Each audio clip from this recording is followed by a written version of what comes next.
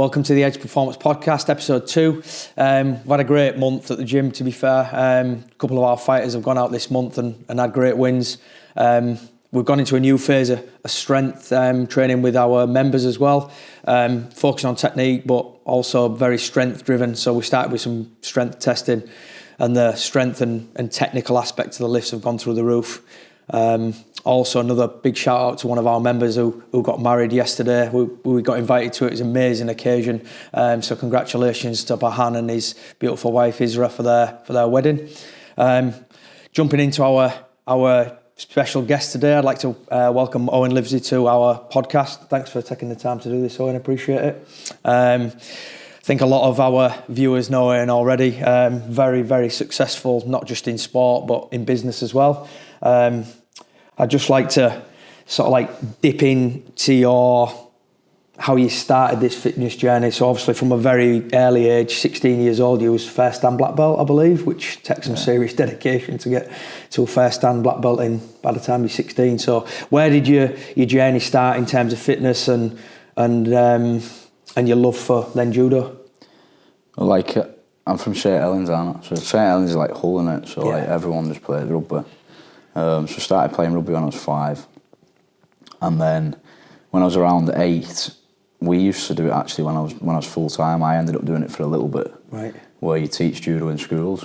Oh yeah. So like I was in primary school. I was 8, and they did like a 6-week judo course in our school. So we just trained judo like 2 or 3 times a week for 6 weeks after school had finished. Brilliant. And I enjoyed it. But when it finished, I wasn't that bothered about carrying on. Yeah. But my dad was absolutely obsessed with rugby, like he still is. And the coach, I don't know, he must have thought it through. So the coach went up to my dad and he was like, "Judo really helped with the wrestling aspect of rugby." And as soon as my dad heard that, he was like, "Oh, right, yeah, we'll bring him then." So I didn't really have a choice. My dad took me to judo when I was 8.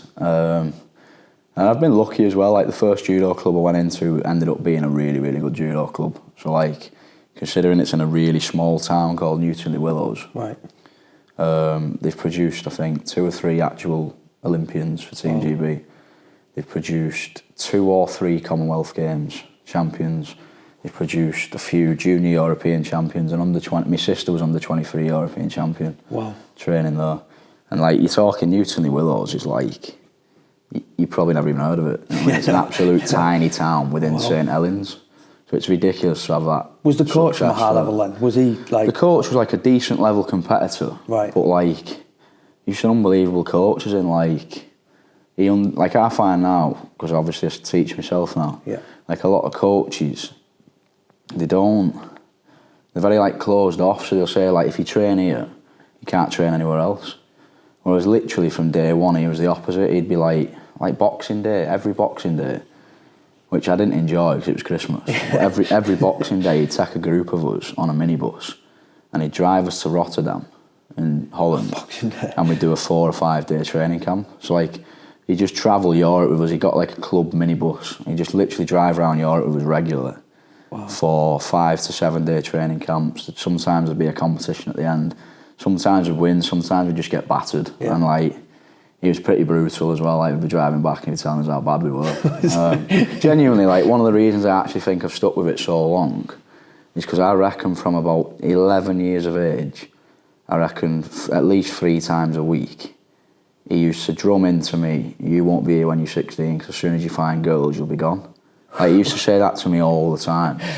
And I got to 16 and started getting birds and that. And I used to think, I ain't stopping, even if I want to, just because of him. Yeah, you've proven him wrong. Literally. Yeah. So I trained there till I was like 15, 16. And by that point, I was number 1 in the country, but for my age. Right. So like, they call it cadet. So the cadet team's like under 17 years of age. And at that time, I was number 1 in the country at that age group. So then we got invited to train full time.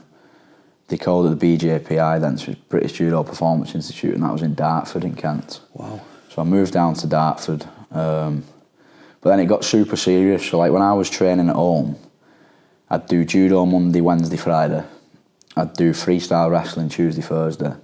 And I'd do Brazilian Jiu-Jitsu on a Sunday.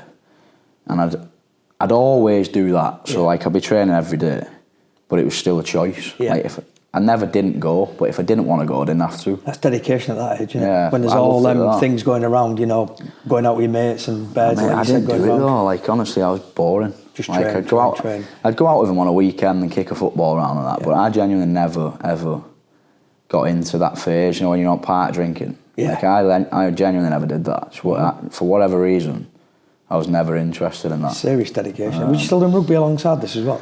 So I did rugby up till I was about 15. Right. Wow. And then it took a hit because I was at Saints scholarship. Yeah.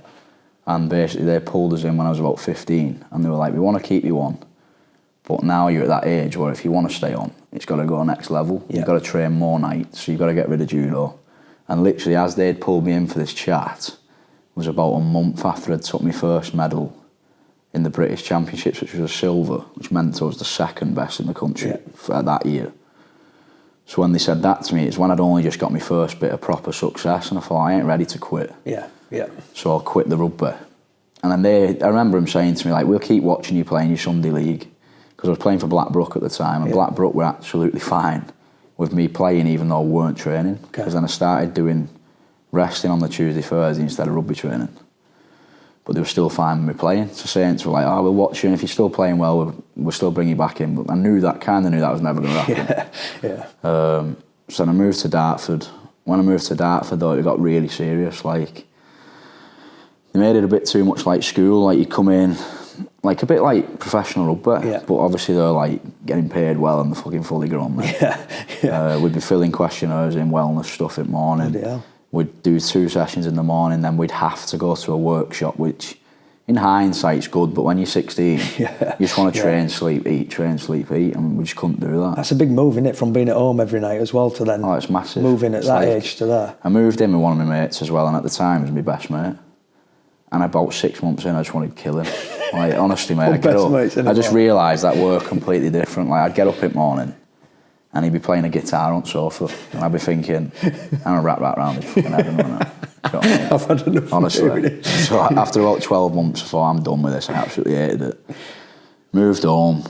Still loved the sport though. So did a bit of training, but started playing rugby again. Right. Then I ended up going to Widnes and playing academy for Widnes. Did a full season at Widnes. Wow.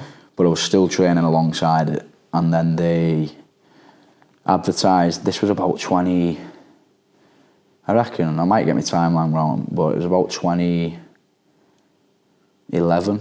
Right. And they advertised the Commonwealth Games for 2014. So I thought, I wonder if I could get that. So there was another full-time centre in the UK called Camberley. Yeah. So like Camberley's like unbelievably high level, but it's not actually ran by British Judo. It's just ran by a phenomenal coach called Luke Preston. Yeah, so like if you're at Camberley, you don't get funding. Right. If you're at the BJPI, you'll get funding, which is like $7,000 a year. It's not life-changing, your skins. But Camberley's just like, the coaching's world class. Like they've produced dozens of Olympians and Commonwealth champions and that. But like, there's none of the politics with it either. You just go and you train. Yeah. You sleep and you train, and that's literally it. So I thought, I'll go there, I'll give that a crack, because I'm just not down for living how you have to with them. Yeah. So I moved to Camberley, started training there, did about a year, won my first British senior title, which meant you were like number 1 in your country, all ages. So then there's about 2 years left till the Commonwealth Games, and they introduced like how you had to qualify. And basically it was like pretty rigorous, like you'd have to get a certain amount of points to be at the top of this ranking list, and if you're at the top of the ranking list for your country, you'd go. So then basically it's a clean slate. Everyone who's potentially in line to go on Team England, they'll just travel the world and compete in all these tournaments that they're telling you can get points from, and whoever gets the most points goes. Who funds all that? Us. Just self-fund, so you have to work alongside it being full-time? We were teaching one class in schools a day, which just paid for me living. Yeah. And I was lucky because I was number 1 in the country. I got sponsors who paid. That's good. That's good. So they paid for my trip. So all I did have to do was train, teach 1 hour a day in between. So I'd do a lunchtime class, train again. We did 2 years. We were travelling everywhere. Mental 2 years. Ended up being at the top of the list. So I went Commonwealth Games, won Commonwealth Games. Yeah, he won 2014 Commonwealth Games, yeah. So I won that. After that then, like 2014, 2015 was by far my best years. Like, for whatever reason, like, in them 2 years I beat Nifontov, who was a world champion, Olympic bronze, threw him for Ippon. Attila Ungvara, like European champion, threw him for Ippon. Like, I was flying, and I was in the qualification for 2016 Rio. Yeah. All the way through. Again, my timeline might be slightly wrong, but Olympic qualification finishes around June. And I was just about in qualification, because for the Olympics it's completely different to the Commonwealth. Oh, right. You've got to be top 16 in the world. It's a lot harder than being number one in England. Like, everyone thinks you just go if you're the best in your country, and you don't at all. You have to be the top 16 in the whole world. So I was inside that, and it's not funny at all, but yeah, a little bit. So, like, there's like a Brazilian lad who failed the drug test for Brazil. He's absolutely juiced off his gills. Nassif Elias, his name was, and he got banned from Brazil. Right. Was never allowed to fight for Brazil again, but for some reason Lebanon took him under his wing. So this guy just starts absolutely flying, and he's in my way, and I'm seeing him smashing through all these tournaments and thinking he's flying up this list. So I'm watching him, mate, it gets stressful then, because, like, if you go to a tournament, it's pressure like I've never felt, like, which is probably why grappling now feels easier. Yeah. Because you go to a tournament, you have to win. Like, if you don't win, and he does, he's just closing the gap on you all the time. Yeah. And, like, for judo, it's nothing. It's about nothing other than the Olympic Games. Yeah. Like, I get people now saying, "Oh, you won Commonwealth Games. Did you get a lot for that?" We didn't get one penny. Yeah. We didn't get anything. It probably cost me money, actually. Yeah. Whereas the Olympic Games are like life changing. So this lad was just closing the gap on me. He got to the last two tournaments, and these might be the wrong way around. One was in Baku, Azerbaijan, and one was in Almaty, Kazakhstan. Went to the first one, whichever one it was, bombed out of it, lost first round, and he got a medal. So he knocked me out of it. Yeah. But what happened was when he knocked me out of it, because I had the most points in Europe out of everyone who wasn't in the top 16. Right. So you get what's called a continental quota. Okay. So we looked at it going into the last tournament. The only way I could lose this continental quota was if the lad from Team GB at under 100 kilos lost the East spot. Because of the amount of points he had knocked me out of mine. Oh my God. So all I needed was to either perform myself in the last tournament and stay there, or for him to do okay, and the lads underneath him to not do exceptionally well. So he just stayed where he was. What a mad system. Mental, mate. So I think I won one or won two and lost. I'm out. So I'm sat in the crowd, I'm like, still in qualification, all good. Ben Fletcher bombs out, which was a lad at 100 kilos. So I'm like, right, we're going. And I remember, mate, we're all sat in the crowd. It's the worst moments of my life, this, by far. We're all sat in the crowd, and we've all got the ranking list up. And there's only one lad left at under 100 kilos who he'd have to win gold to knock Ben down. He had to win gold from Hungary. Jurasic, his name was. And we looked at his draw. And I remember one of them was Fonseca, who ended up being world champion from Portugal. He was just unbelievable. He had Carl Richard Frey, German lad, who's definitely had a world medal, like, phenomenal. We're like, lads, we're fine. We're fine. Like, there's no way. Long story short, the Hungarian absolutely had the day of his life, won gold. Knocked Ben out. So, like, I'm sat next to Ben. Ben just robbed my fucking place off me. So I'm thinking, fuck me. So I've just literally gone back, literally lost qualification the last tournament. So then I had about 18 months off. That is soul destroying, that. Where I just started working. Lost track a little bit, and then moved back to Camley just because I didn't know what to do, because I've got no qualifications at all. But wrong reasons. So about a year into that, realised, like, you don't want to do it. Then got offered a job at KR and ended up in Hull. Mad journey, that. Mad journey. Yes, so obviously a lot of people want to know that. You become a bit of an S&C coach as well. He started a master's degree in S&C. They say fake it till you make it. Which was interesting. Yeah. But along that journey, God, you've had some amazing coaches and S&C coaches. Ben Rosenblatt being one of them, who's up there with one of the best. So you must have learnt some tricks on the journey to that, to become an S&C coach at OKR, and obviously you was there as a contact coach, I suppose, as well, weren't you, as well as an S&C coach? How did you find that transition from... Because you'd already done a bit with rugby teams anyway, hadn't you, really, in terms of grapple? Like, I found the transition of, like, just coaching wrestling for rugby easier. Yeah. Just because, like, even when I was a full-time athlete, we were still coaching once a day. Yeah. And then I'd always done little bits. I did a tiny bit with Warrington before I ended up at KR. I taught, like, local rugby clubs, wrestling sessions for years, on and off. So, like, the transition of teaching it was fine. But the transition of, like, going from a full-time athlete where it's just about you to especially going into rugby where it's not even just that you're working, it's like, it's not about you at all. Yeah. And, like, it's completely about everyone else, and you've got to do everything for them, basically, as in, like, you know, you've got to make drinks for them. I found that hard, and, like, I completely lost all... Like, as an athlete, I had adrenaline every day. Yeah. Like, even that session we just done. Yeah. There's a bit of adrenaline in that. Damn right. And, like, if I was training like that, I probably would have been able to stay in my job. But I was just, like, going gym, doing a bit of bench press, doing a bit of arms, and it was just terrible. Did you find when you went into that culture, like, it sort of, like, hurt you a little bit? Because I felt like it when I was in it for all the many years that I've done it, where you go in and you just want players to give you 100% every single session. Yeah. We had one player, Gaz Ellis, his mantra was, even if I get 1% better every single day, I'm getting better. Yeah. So every day his thought process was just coming to training to get better at one thing, or 1% of one thing. But then you go to certain clubs, and I've been in a few of them where, you've got, I don't know, 75% of the boys just want to get better, and then you've got 25% who are just not bothered. Yeah, it was hard there as well with KR, because, like, the year that I was there was when they did terrible. Yeah. So, like, the motivation of everyone was, like... It was weird, though, because, like, you just mentioned Gaz Ellis, like, the lad who I loved working with was Joel Tompkins. Yeah. Because he was a bit like that. Like, he just ripped in every session. And what you found was if any of the young lads were in there wrestling with Joel, they'd be phenomenal. Yeah. Because they had to be, because if they didn't, he was a proper, like, captain-style player where he'd be on the back.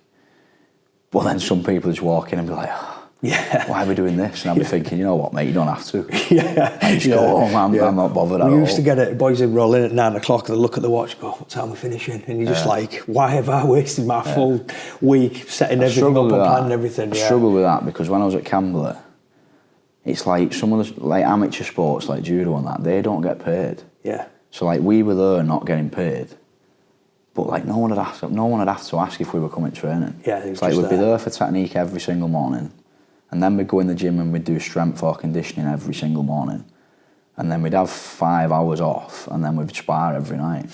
And, like, you could absolutely guarantee we were there and no one was getting paid a penny for it. Yeah, whereas then you go into a professional sport where people are getting paid, and not all of them, but some of them are moaning about being there, and you're just like, lads, we've all got wages. Honestly, if I had a wage, I'd have never left. It's phenomenal. Yeah, it must be frustrating, that. Yeah. And it must be frustrating for loads of people that are, I suppose, it's a professional sport, but you're not getting paid for it, are you? No, mate, it's hard as well, because weight cutting. Yeah. Like, weight cutting is literally like, I'd go as far as saying it's probably 90% to do with why people stop. Yeah. It's why I stopped. Yeah. Like, the main reason I stopped was nothing to do with my body, because I'm still grappling now.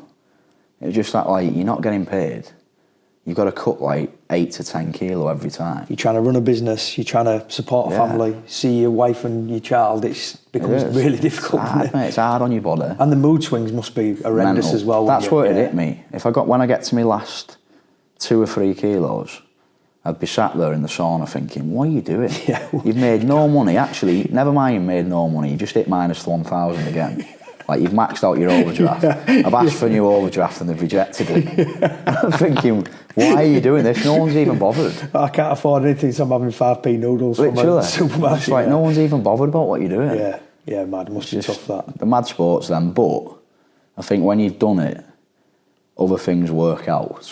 Because now, like, some people think when I say to them, I still teach every morning at 7 a.m. and teach every single night, they're like, it's a lot, that. But you've got a genuine love for that, haven't you, now? Yeah, did that love start to build when you started at Camberley and you had to kick coach in the morning, or was that more like, God, I've got to get through this, or have you always loved that coaching side of it? No, like, when I was an athlete, I was just selfish. So, like, when I was full-time, I hated coaching. Like, that was just solely to get me some money to put food in the cupboard, that was it. Like, You have to be though, I think, as well. Like, I was proper selfish as an athlete. Like, the sessions I ran as an athlete probably weren't even good.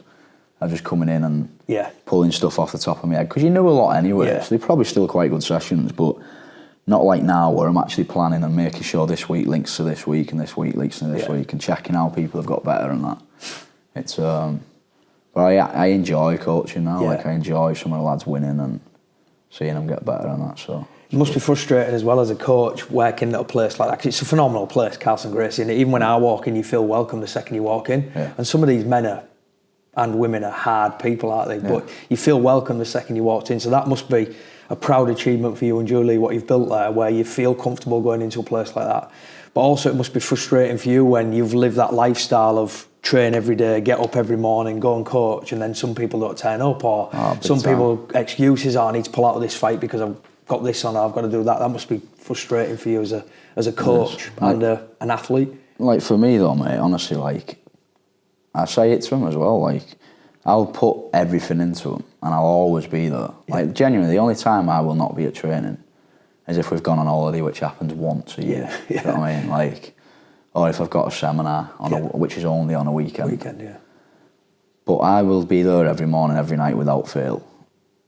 And if someone's regular with me, I'll help them as much as I can. But genuinely, the second that I see that, like, they're not actually that bothered. I'm not bothered either. Like, I'll teach you. But, like, I'm not going to be on you saying, where are you? Because I don't think you should be. Like, when I was an athlete, no one had to message me and say, where are you? Because I wanted it. So, like, I was there. I think when you're messaging people saying, where are you? Something's not right anyway. Like, he isn't going to go as far as he wants to anyway, or as far as he says he wants to, because he's simply not doing what you've got to do. Like, I've seen what you've got to do, mate. I've been there, done it. I've trained 3 times a day every day for 10 years and didn't get where I want to get. I still failed to get to an Olympics, and I still trained 3 times a day every day. Does that hurt you, that? Yeah, is that your biggest sort of like regret, that you never made the Olympics, and you didn't make it based on someone failing a drug test as well, really? That's all I wanted to do. Go Olympics. Like, I didn't actually do judo for anything else, so that's all I wanted to do, and that's probably why, like, I've dabbled in MMA, but I'm not even bothered about MMA. I've probably dabbled in it just to chase something else. You know what I mean? The same as grappling. Like, I grapple now. I'm not even asked about grappling. Like, I'm a coach. And love who coaching. Just spars with the people that I teach, and if someone asks me to grapple someone, I'll say because it's just grappling. I think I've seen it though in here where I can see when you've got something coming up, because you start to get excited again, that adrenaline starts to build. Like, obviously, hopefully you've got a fight coming up soon, and you can see the excitement for it almost, because it's... I know you're saying you're not asked, but I reckon I can see that excitement build again, thinking, I've got a fight coming up, which will be good. I just like competition. Genuinely, don't matter what it is, to be fair. Like, when we first moved here, I ended up doing a CrossFit competition. I remember, which was mental. And, like, I remember just lifting this bar and the bloke's going, no reps, I asked you about this. I'm, like, lifting, I don't know why he was saying no reps. So I'm, like, lifting this and I'm, like, throwing it up. And every time I'm putting the bar down, he's going, no rep, no. I drop the bar, I was like, what the fuck are you on about? Honestly. At least tell me why. Genuinely. Like, just for that competitive stuff. I just like competition, mate. That's why I like it here. That it's the only way that's kept me competitive is them Friday nights where you make it competitive. They're perfect. They are. I could easily, genuinely, like, I've got a gym and that now, but I could easily not fight or compete and just live by doing sessions like them. Because if I did that on a Monday, Wednesday, Friday, my head's clear for Tuesday, Thursday. But I can't just... Because I've tried it, because I enjoy lifting weights, I enjoy putting weight on and that. But it doesn't have the same mental thing. Like, I don't lift and get a pump and go home and my head's clear. Whereas you do that, and it's like the same as MMA, grappling, jiu-jitsu, whatever. When you do the hour, you can't think about else. That's what I say to a lot of people that come in here, that I'd rather flog myself to the point where I can't flog myself anymore rather than do weights. And they're like, why? Because it clears your mind straight away, doesn't it? You can't think about any stresses while you're getting flogged, can you? No, it's just better. Like, I think you can be strong, but I just think conditioning is king. Like, it is. Because I've been at the point where I thought, I've never been this strong. But then when your engine's gone, it doesn't matter. It doesn't matter. It doesn't matter, I'd rather lose 10% of the strength, but be known for someone who can just go and not stop. Going. You know what I mean? And that's probably where you're at now, isn't it? Because we've changed your phases now where we're really concentrating on your threshold. And, you know, you drop me a message and say, I feel phenomenal. We're going 45 minutes, 60 minutes straight with no rest, and you feel phenomenal with it, which is mate, there's no better feeling when a bloke's squealing underneath you. You're thinking, mate, I've got so much left. I can keep going and going and going. Fantastic. And in your sport, that's what it is, isn't it, really? Yes. It's almost like psychology where I feel good here, I'm going to make you feel... It's the difference, though. Yeah. Like, you see, like, if you watch, like, an ADCC, which is, like, the Olympics of grappling, where they have that in Las Vegas. When you watch that, it's like, of course, everyone's very skillful. Yeah. And some are a little bit better than others. But I can guarantee if this bloke's a tiny bit better than this bloke, but this one's 10 times fitter, he's gonna... as long as he can deal with what he throws at him at the beginning, he'll turn it around before the end. Yeah. You know what I mean? Yeah. It is key. It's massive. Yeah, it is. It's huge. It's huge. How did you find... I know you spoke about it a fair bit, but obviously you went to John Donaghy's camp. Some world-class athletes in there, isn't there? How did you find that in terms of where you're at in your... I know you do... obviously you see yourself as your own self because you're actually going there not just for you to get better, so your coaching can get better. Yeah. How did you find that in terms of that side of it, the coaching side of it? Because he lives and breathes it, doesn't he? Yeah, like I said, I've been lucky and had good coaches. Yeah. I have had good coaches. Like Luke Preston was my main. Like Pete Blood was my first coach. He was quality. And honestly, I'd probably go as far as saying he's probably, if not the best, within the top 3 best junior coaches in the country. Wow. Like, he is phenomenal. And then I had Luke Preston, who I would genuinely say is the best coach in the country. Because, like, you get everything with him. Like, he's doing a lot, mate. He's got good technique. His gripping's unbelievable. He's doing all the video analysis. Wow. He's worked with Olympic athletes for... He must be going on his 15th year as a coach now. So he's just made his mistakes. You're getting the better version of him every year. So I've had him. We had a Japanese guy working with us called Go Sanada, who was unreal. I've had a Polish coach going back to when I was a bit younger, who started working in schools for Pete and was just teaching me one-to-one. So I had Radek Gaidamak, his name was. He was unbelievable. So I've had good coaches. Danaher's like, I've not seen anyone like him, as in, just the way he does things different. It's like, the amount of knowledge is mental. Like, I'd like to think I've got a lot of knowledge now. A lot. Genuinely, in knowledge, that's another level. It's completely different. Like, Gordon Ryan's the best ever. Yeah. Like, people slate him, and like they do with everyone anyway. Yeah. Anybody that's successful. Yeah. But he is the best grappler in the world by far. Yeah. Like, there's genuinely no question about it at all. He's like leaps and bounds above everyone as well. And when I've heard him in interviews in the past saying, I'm still learning new things every day, I'm like, no, you're not. But he is. He is. He is. Wow. Which is mental. Yeah. Like, and what blew my mind with Danaher was like,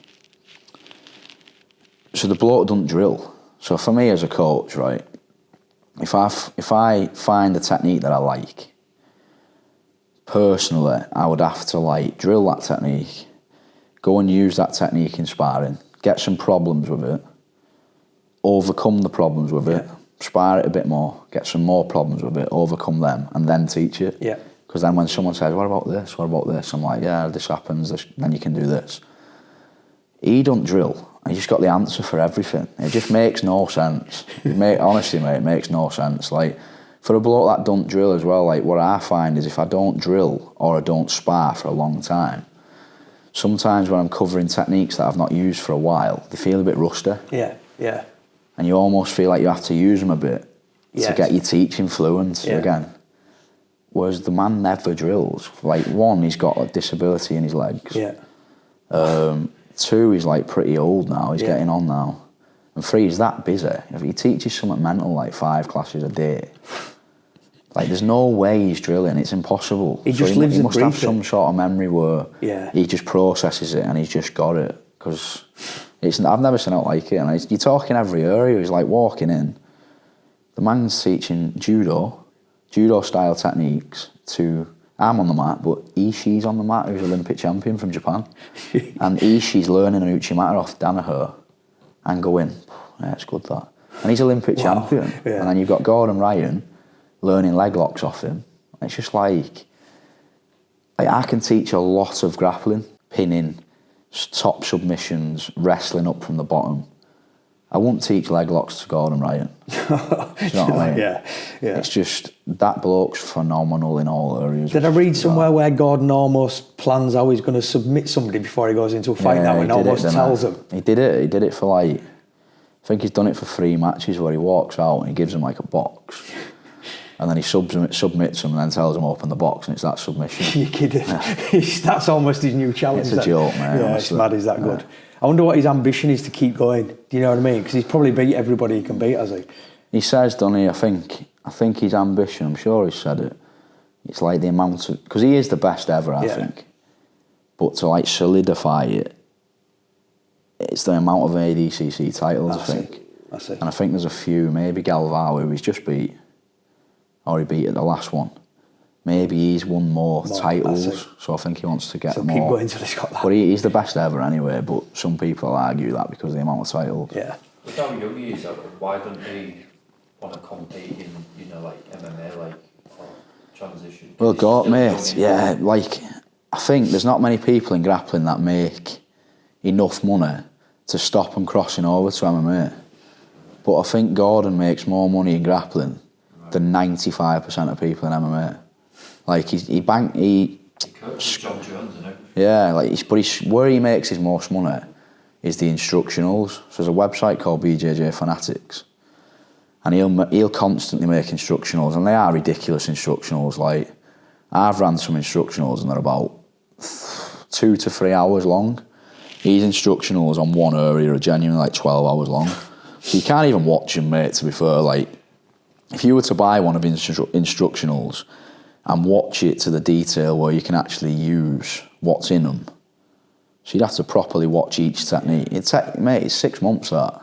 6 months of content, if not longer, maybe a year. Yeah, like mastering each point. Yeah, like, it'd take you 6 months to a year. And for that reason, they're all about, say, $350 to $450 for one.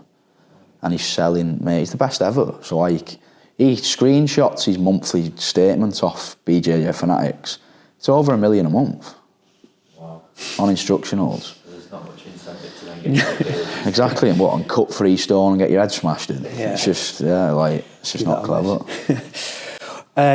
Next part is obviously, we've had lots of conversation around your dad.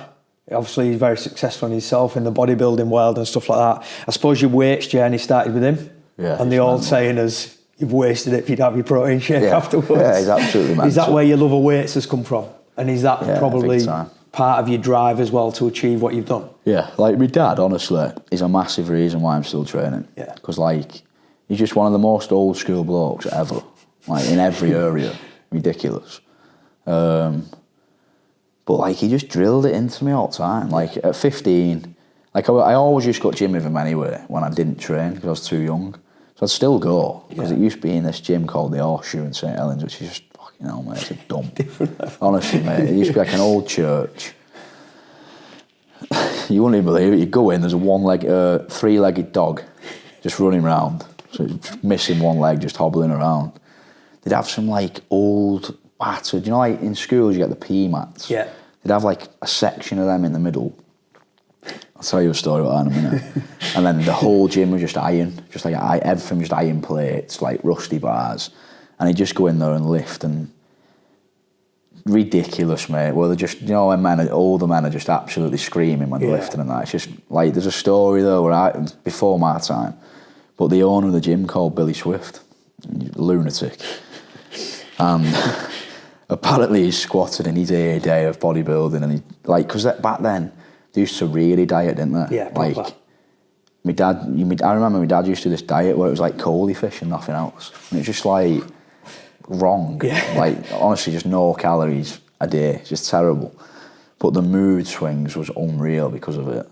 And he reckons they were all squatting in the gym and some blokes come in and turn the CD player on. So Billy Swift's gone, turn that music off, grabbed the CD player, smashed it on the floor and just started stamping all over it. So that's like what type of gym it was. Yeah, so I used to go to the gym with him, just watching him train, and thought it was quality. Like, and they used to have a section in the back where there was boxing bags, so he'd just take me in there and just hit a boxing bag, like no coaching, just smack a boxing bag for no reason. I remember him doing a ground and pound session, right? You think I'm joking with this because I couldn't believe what I was seeing. it's even funnier now I actually understand how to train. So these bodybuilders have come in, and none of them fight MMA. They just want to be quite tough blokes. Yeah. So they've come in, and the lad who's running it is like, right, we're going to do some ground and pound today. I'm thinking, what's going on here then? So one lad gets on his back, the other lad gets in between his legs. Top man's got boxing gloves on, bottom man's got no gloves on. The bottom man has got to defend like this while the other man just stoved his head in. And I'm not even joking, mate. They were doing 1 minute rounds and then switching the gloves over. So one man would just lie on his back and get his head punched in. It was unbelievable. I remember watching this thinking, this place is fucking quality. I love it. Literally. It's just full of alphas. Alphas everywhere. Yeah, it's like the day I was 15, my dad took me for my first session, but it was all empty bar. So he was clever with it, even though he's old school. So building technique first. Yeah, so we did like bench, pull-ups, squats, but all like the resistance exercises would be empty bar, just proper technique. Because he was always massive on like, get your technique first and then we'll add weight. Yeah. I literally did that for a full year where it got really boring. And a lot of PTs could learn from that, couldn't they, really? And he just wouldn't let me lift weight until I was 16. He's like super strict on that for whatever reason. Then at 16, to be fair, my technique was really good. Just on basic lifts, like no Olympic lifting or all, just all bodybuilding stuff. And then I just started lifting with him from probably 16 till 18, 17, mid-17, 18 when I moved away. And then I got an actual S&C coach. But every time I came back, I'd just train with him. And mate, he's so strong in his exercises. Yeah. You know what I mean? Yeah. So I'll tell you his training program. He's got chest, bicep Monday, shoulders, tricep Tuesday, legs Wednesday and back Thursday. That's it. Religious, like nothing changes. And the exercises don't change. And it's bench press 10, 10, 8, 8, incline bench 10, 10, 8, 8, dumbbell bench 10, 10, 8, 8, 4 sets of 20 press ups. And then you go into some biceps, easy bar curls, cable curls and single arm. Never get bored of it. Mate, that's the same. To the point where I remember coming home one weekend and he's doing legs. So I was like, oh, I've got a session to do, I'll come with you. He's like, sound. And I'm doing dumbbell lunges. So each session, his legs was horrific. He used to do 10, 10, 8, 8 back squat, heavy. 10, 10, 8, 8 front squat, heavy. 4 sets of 20, like quadricep extension. 4 sets of 12 hamstring curls and 4 sets of 25 calf raises. That's all he'd do every time. And I'm doing these dumbbell lunges and he comes over, he's like, they look quite good. I'm like, I'll jump in. He did 1 set of 20 lunges and because it was different, he was absolutely blown. Mate, blown. Just because it was a different movement, he was blown. Sore as hell the next day. And I remember this poor lad come in one day with a strength programme. He might have been at Saints Academy or something. They give him a deadlift. And this lad's doing a deadlift, doing it well. And my dad comes over, he's like, shit that. It's like, your back's going to be fucked by the time you're 15. Like, it was just terrible. It just absolutely rinsed this bloke. And the exercise he was doing was great. I mean, it just wasn't what he did. It was just completely new exercise to him. We went through a bit where we did some rowing, which was good. We used to just do 10 500s. You'd have to do 500s. It had to be under 150. 1 minute rest, 10 of them. And there was I remember there was at least 10 blokes stood behind me, all the same age as my dad, going mental while I was doing it. Mental. And if it went 152, they'd be screaming at me. Do you know what I mean? So it was just really good though. It made you tough. Like the training was class. I suppose that's one of the questions I was going to ask you actually. We've had a few questions sent in, but one of the big ones for me is, because obviously, like I said, I've been in it for nearly 30 years now, working with different athletes, and the mentality side still blows me away to this day, to be honest, in terms of the ones that have got drive, got ability, got talent, but then haven't got the drive. I suppose even at this stage now, how important is the mental side of it and where has that come from? So where is your desire? You know, for you to drop me a message last month to say, right, I need to get even fitter. Well, I mean, we've just done a session here, brutal, isn't it? I think Lewis said to it, I'd last about 3 minutes in that. You know, we did 2 8 minutes, but normally we might do 3 or 4. Where does the mentality come from to train at that high level, day in, day out, when you know others around you are just like, I'm not doing that today, I can't be bothered. Where's that come from? Is that from Campbell? Is it from your dad? Is it just born into you? It is my dad. Yeah. Like, my dad still says it now. He's like, I'll die on that squat rack. He says it all the time. Honestly. You saying, mate, he calls it, what is it in church? What's it called? Oh, in church you go to the front. Yeah. What's that called? The altar. He calls a squat rack his altar. And he says, I will die in that altar. That's where I'll die. Honestly, it's so over the top. It's ridiculous. So I'm never going to be like that, I don't think. But like, I just like me training really hard and just priding myself on that. Because like for me, it's come from like, I've realised when I've lost and I've properly prepared, I can take it. Yeah. You know, like when I've fully prepared and I turn up in really good shape, I can just go out and enjoy my match or fight, whatever it is I'm doing. And if I win, I feel like, I fully deserve that.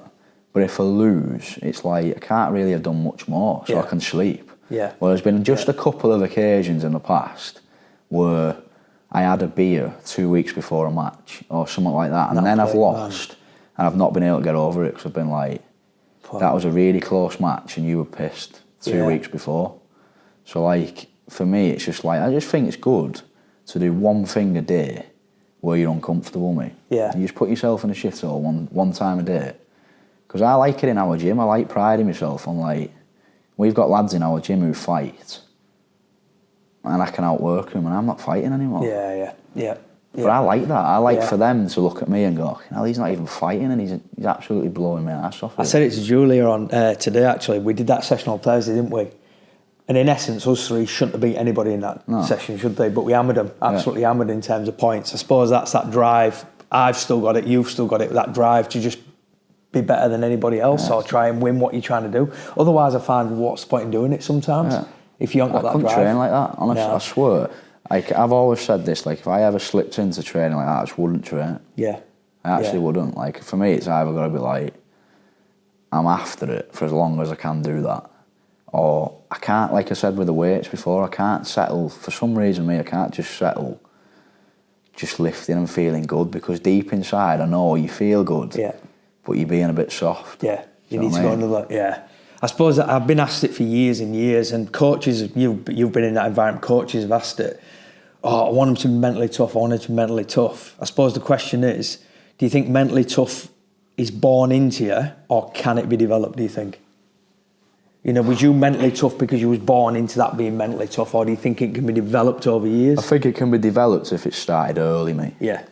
Like with my dad. Yeah. Like, I didn't really have a choice. No. I mean, like, he didn't let me grow my hair, he just shaved my head straight away. Like, he didn't really give me a choice in anything, to be fair. Yeah. He's the one that took me to judo. But like, because you wear it, don't you? You wear it in rugby. You know, some of the coaches said, "Yeah, mentally tough enough. We need to get mentally tough." Can you get mentally tough? I think it's too late. Yeah, because you wear the Melbourne. Craig Bellamy, and I know I've worked with some of the Melbourne boys when they've come to England and stuff, and they're talking about pre-season in April. They've just done a pre-season. Season just started. They're like, "Oh, I've got pre-season soon," because they dreaded it that much because they wanted to build that robustness to the extent where he'd actually sack players if they were.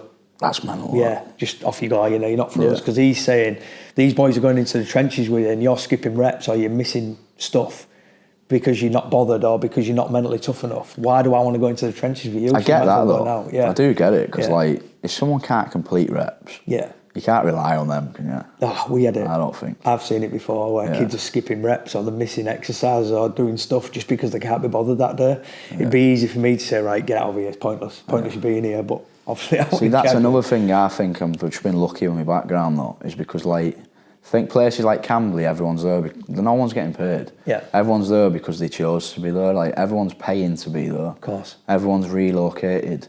So mate, you don't get out like that. Yeah. Like, nobody cheats, genuinely, because like, they're all there because they want to be. And if someone cheated in that room, they'd have got absolutely rinsed. Like, some of the training we used to do, mate, we used to have something called a beam circuit, right? For your grip. Yeah. And like, it's probably why I've got Dupuytren's down around. The roof was like this. It was like a triangle pointy roof. And you had like a beam coming down, so it was like straight and it had like little edges. Yeah. And you'd have to like pinch grip it and go up. So you'd start on a stool in the corner and you'd go up hand over hand and you'd just be getting higher as you go up. And as you got to the top, you'd have to, there's like a thin pole then that went all the way down again. So you'd have to go like monkey grip, hand over hand, all the way back down, and then back pinch grip up on the other side, and then monkey grip it again. And when you got to the middle, you climb down the rope, climb back up the rope, pinch grip it again. And someone would be following you with a crash mat in case you fell off. So if you fell off, like, so it got high, you'd land on a crash mat. But the idea was to not fall off, finish the ropes, come back down, and you'd have to do like 10 pull-ups on a gi, and then grab like the 1x1 judo mat and walk up and down the mat like this. And then you grab your partner's lapel, and he'd have to rip it off, and you'd have to squeeze. Mate, absolutely obliterated your hands. I can imagine, yeah. But there wasn't one person that missed a rep on that. Yeah. Do you know what I mean? If they fell off, they'd start again. It was just like, it was just good. I've never been in an environment where people are cheating and that. I haven't. Yeah, I've seen it, and it's hard to take sometimes, because I'm really competitive. Like, I ask my daughter, like, I'll do con games at the weekend, and I'm flipping, having a go at them because they're dropping the ball, or we're not scoring tries. I just think it's accountability, mate. Yeah. I just think, like, it goes back to that before. I just think, if I've done it all and I lose, it's all right. Yeah. As long as you've put. I don't want to lose, but I don't mind it as much if I've done everything. Yeah, if you've cut corners and you lose, yeah, you just regret it all day. I suppose in an individual sport, you can't cut corners. No, you can't. Like in team sport, you can rely a little bit on others. Yeah. But I suppose that's when it becomes also, you've got to be able to have a mate next to you who's going to support you as well and get you through the tough times. Yes. And I'm not sure everyone's up for that, to be honest, when it gets tough. That's why I like individual sports, because it's on you. Like, if you lose, you can't blame anyone. Yeah. You know what I mean? You can't blame your coach if you lose. It's you. I suppose the next question on base, sort of like add on to that, is, as an athlete that's been at your level and achieved what you've achieved, where does your next like motivation, desire come from to then go again? I know yours is obviously turned a little bit now because of Julian. You've got Tiago, which is probably your next goal is making sure he grows up in the right way and you enjoy it. Because it can be easily missed, you know, time can go like that, can't, and you miss them grow up. I suppose, where's your desire come from? Because I've seen players that have retired and they've almost gone into full meltdown mode because it's so hard, isn't it? 'Cause you've been drilled into it since, 8 years old or younger. And then you get to a certain age where you know you've got to retire. How hard is that on the mental side of it to then cope with that, I suppose? How do you keep pushing yourself? Yeah. Like, when I said I had that 18-month break, that was like full meltdown. Yeah. That was like, I was doing like some personal training, which I wasn't even qualified in it. Like, it was all cash, paying no tax. Like, I knew what I was doing from like just being an athlete. Yeah. But like, I hadn't studied anything, like, and I was just running it to pay for beer on weekend. Like, I had that full meltdown. And like, I think I came through that, realised like I can't keep living like that. Yeah. Started training again because it's the only thing I knew, and it's the only thing like that gave me the direction to make sure. Like, if I have a bad session now, it's good because, mate, that stops me. I'll never have a beer after a bad session. Yeah. I'm thinking, I don't want to feel like that again. So I'll do the right things. Yeah. So it keeps me in the straight and narrow. But then in terms of like motivation, it's like over time, I don't even know how, I've like slowly started enjoying being a coach. Yeah. Yeah. Like I said, when you're an athlete, you're like unbelievably selfish. And then I don't know, I've kind of like combined it well enough to the point where I'm being a good coach, but I'm still doing all right as an athlete. Yeah. And I've kept going now, and somehow I've moulded it into like, if I can't compete tomorrow, I'm all right. Yeah. Like, I enjoy coaching now. I like travelling and doing seminars. Yeah. Like, as good as it is for the money, like, I do just genuinely like travelling around and teaching as well. I think it's pretty good that I can go to Thailand next week. Yeah. And a gym in Thailand wants me to teach them. Yeah. It's mental, that. And you get training out of it yourself, preparing for a fight, So I like that. I think that's where athletes struggle, aren't they? When they're due to retiring, they've got no backup. And then the meltdown is very, very rapid as well. I know people that have killed themselves from that. Like, it's... like, British Judo never used to have a programme at all for athletes when they finished. Wow. And then an athlete did kill himself. Wow, and then awful. They made a programme off the back of it, because it's serious. It is serious, yeah. You get fully addicted to training.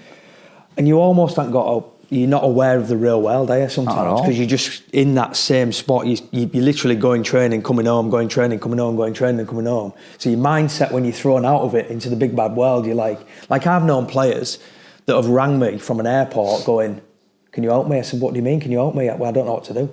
They didn't know what to do for security, because they're from rugby union. Everything was done for them. Bags were taken to check out, flipping passport control was sorted from everything. They've literally rang me going, "I don't know what to do." Now, that's quite a sad stage in your life, isn't it, when they're unsure what to do. So it must be so hard for that Because they're not taught anything else, are they, really? No.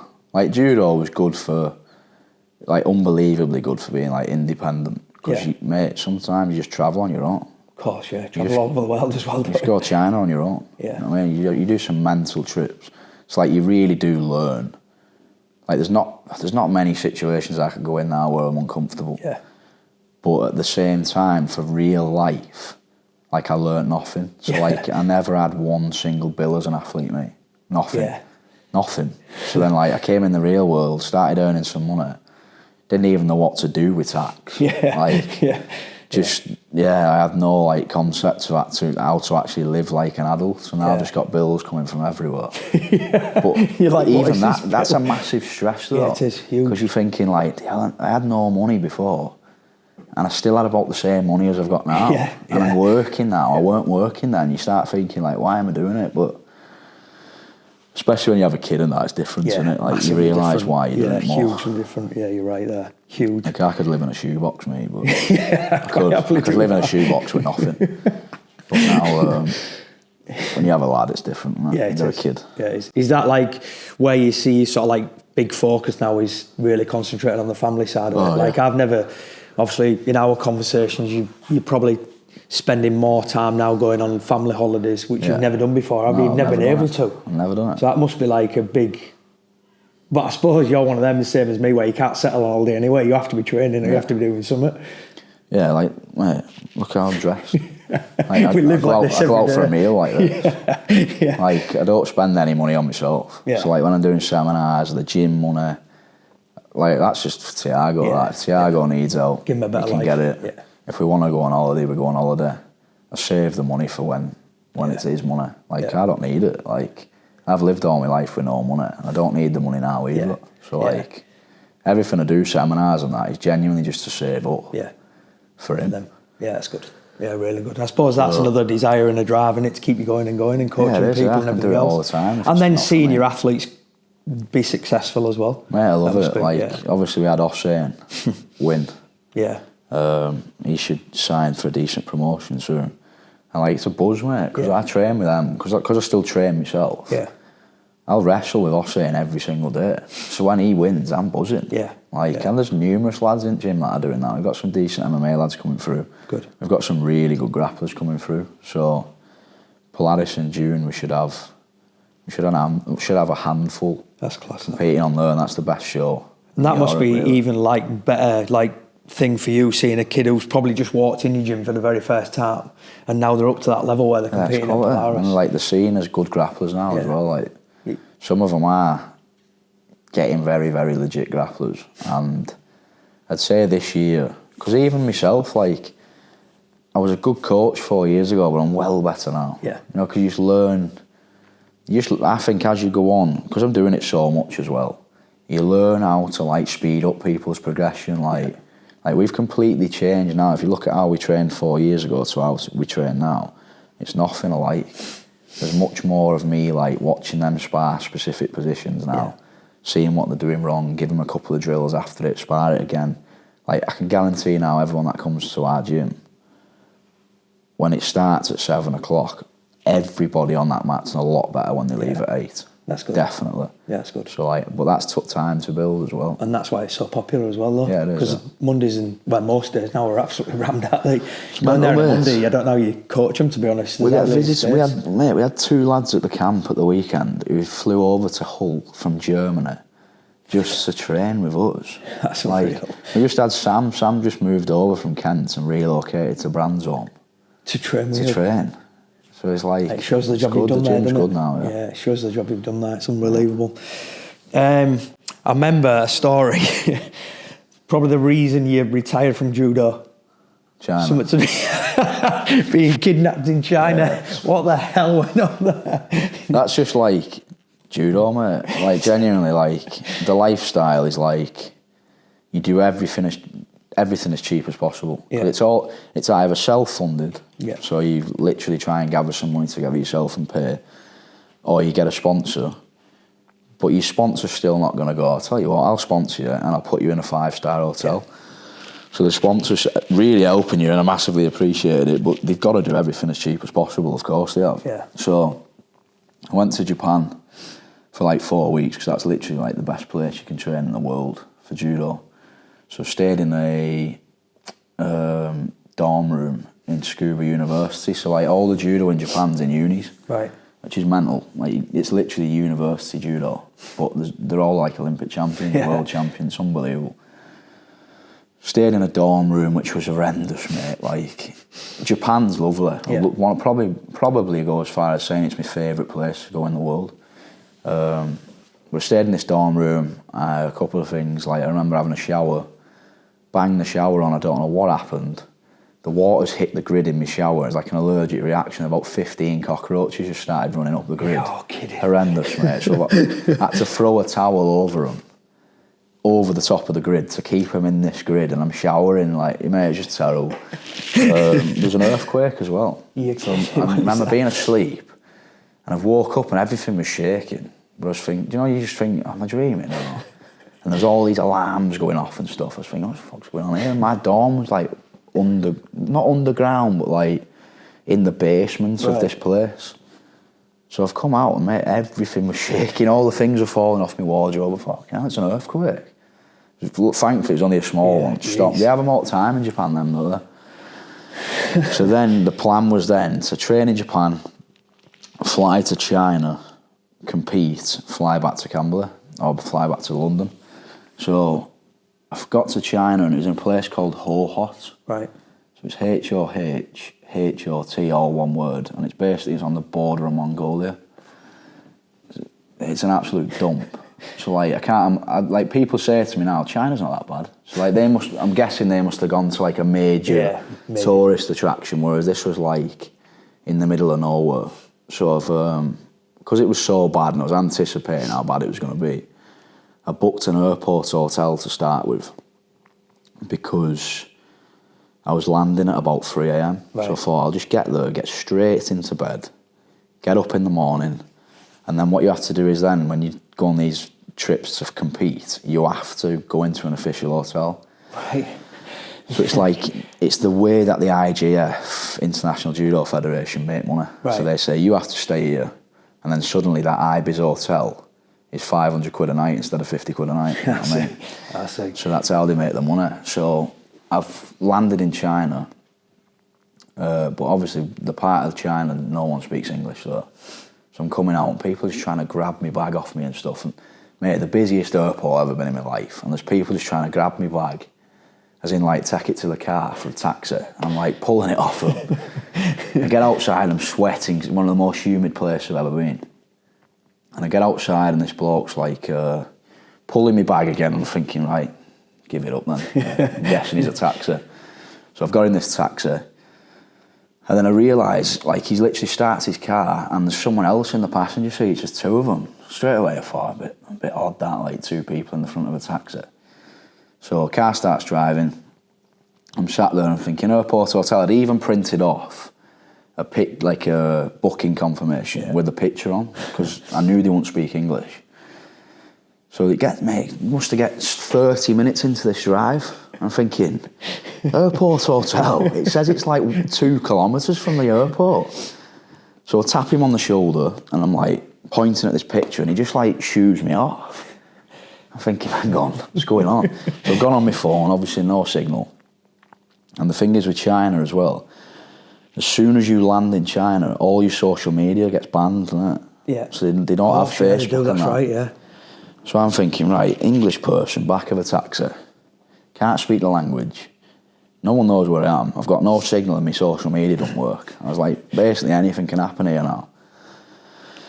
So I reckon 45 minutes goes by and I'm panicking now. I'm thinking, I don't actually know what I can do here. And he turns down this it's literally like an alleyway, it's pitch black. And he turns into this genuinely like a Chinese council estate. And he pulls up outside this house. He's like shooing me out of the car. And I'm like, it's a house. Yeah. So I'm like, got a picture of this massive hotel. I'm like, it's nothing I like. He's like, out. I'm thinking, okay, I'm have to get out. So I've got out. He walks me through this patio door. God knows how, somehow I've passed out. Woke up in the morning, literally no one's come back in. I've like opened my curtain, the window was locked, so I couldn't open the window. But I could see these Chinese kids playing Kirby outside. It was like a full-on council estate. So I'm thinking, gee, I have no idea what's happening here. So I've opened the door, it's open. So I've gone outside, I'm just walking through this council estate, pulling my bag, kids playing Kirby. It took me about 30 minutes of walking until I could flag down a taxi. Flagged down a taxi, shown him the hotel, and it was an hour and a half drive back to the hotel. So we were like, I've no idea to this day what happened. The taxi man asked for no money. I didn't pay him. Just put me in a random room. I was just like, one of the most bizarre, the most bizarre thing that's ever happened. Random experiences ever. Honestly. That's ridiculous. Like checking my ass. Am I all right? I'm having a piss. Something happened there, what? That is mad. Yeah, that is mad. Okay, just starting to come to our last few bits. I suppose one question I was asked is, if you could give one bit of advice to a young kid coming through at your level or wanting to be your level, what would it be? Just be, like it's boring, but I just say, just be consistent as possible and just turn up every day. Because like I know loads of people, genuinely loads of people, and I've heard the saying as well, it's like, it's not who's best, it's who's last. Yeah. Like, I've genuinely seen lads turn up every day and they're just not good at all. And then you see him in 6 years win a major title. And you're like, how's he done that? And then you think like, actually, I know how he's done that. He's just gone every day. Just turn up. For 6 years. And he's just overcome and passed everybody that was really good. Like, I've got loads of mates who battered me when I was 14. Yeah. And they were meant to be like the next big talents in the country. Like, I've got one mate who was phenomenal. He was like the junior in the country, but just lazy. Yeah, just lazy. The work ethic. And I just kept going every single day, and you just rise to the top. I think. Yeah. That's good. That's good. If you could start again, and you give yourself one bit of advice, would you change anything, or would you've got to where you've got to be from pure hard If I could work start all again, knowing what it's like now, I'd have gone straight into MMA. Would you? Yeah. Just because, like, there's money in it. Yeah. And you can actually, like... You can I think I think if I'd have committed in MMA like I did in Judo from such a young age, I'd have been earning great money now from MMA. Do you know what I mean? But MMA back then weren't like... No, it's not like what it is now. It was just for people having a fight for 150 quid. There was like absolutely no incentive to go and do it. Yeah. It's crazy, even now there's not massive amount of money in MMA compared to like some of the boxing stuff, is there?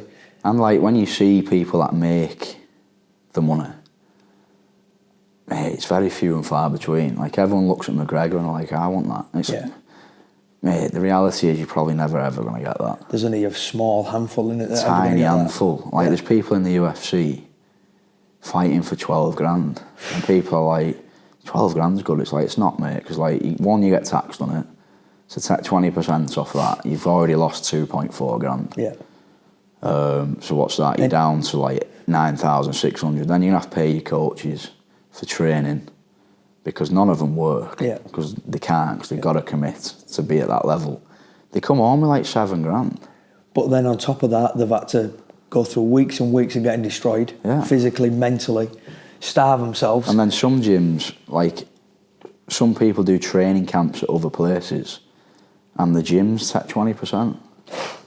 So it's just like... You're left with nothing. You're coming home with 5 or 6 grand. You're fighting the best people in the world. Yeah, to live, you have to fight every month, aren't you, really, just to survive. It's a tough way of earning money. It's sad, but like it's about more than just being good at fighting that. Yeah. Because it's about selling... The people that make the big bucks are the ones that sell pay-per-views. Yeah.